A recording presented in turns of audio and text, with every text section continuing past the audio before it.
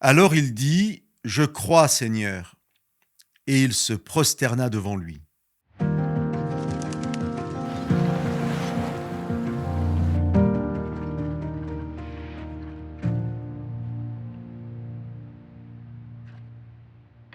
Tout le chapitre 9 de l'évangile de Jean concerne la guérison d'un aveugle de naissance.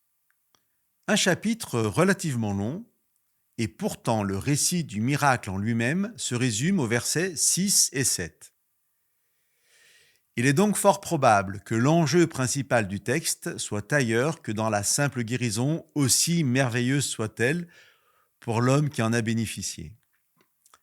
Je vous propose deux indices pour cerner toute la portée de ce récit.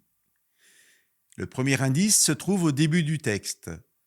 Jésus dira que cet homme est aveugle pour que les œuvres de Dieu se manifestent en lui.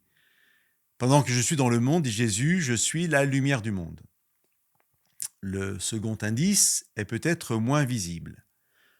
Lorsque l'homme a été guéri et qu'il revient là où il mendiait, les voisins l'interrogent et veulent savoir où est Jésus.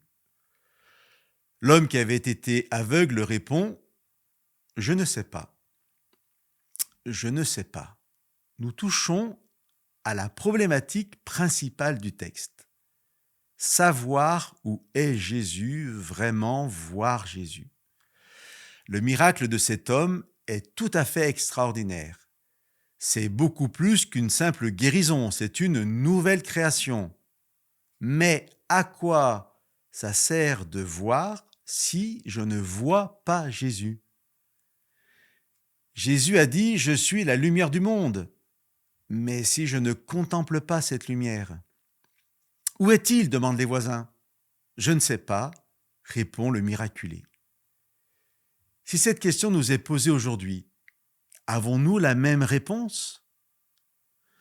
Tout seul, cet homme va devoir passer devant le tribunal des pharisiens parce que le miracle a été fait un sabbat.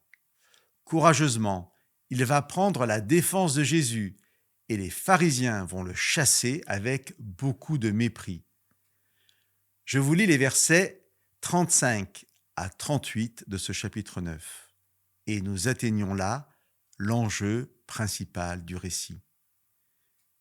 Jésus entendu dire qu'il l'avait chassé dehors. Il le trouva et lui dit « Toi, mets-tu ta foi dans le Fils de l'homme ?» Il répondit « Qui est-il, Seigneur, pour que je mette ma foi en lui ?» Jésus lui dit « Tu l'as vu, celui qui parle avec toi, c'est lui. » Alors il dit « Je crois, Seigneur », et il se prosterna devant lui. Chers amis, que nous puissions nous aussi voir et entendre Jésus et que les dernières paroles de cet homme miraculé soient les nôtres quotidiennement.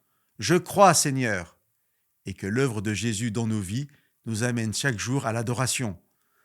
Si nous ne voyons pas Jésus, cherchons à le voir pour l'adorer pleinement. Que Dieu vous bénisse.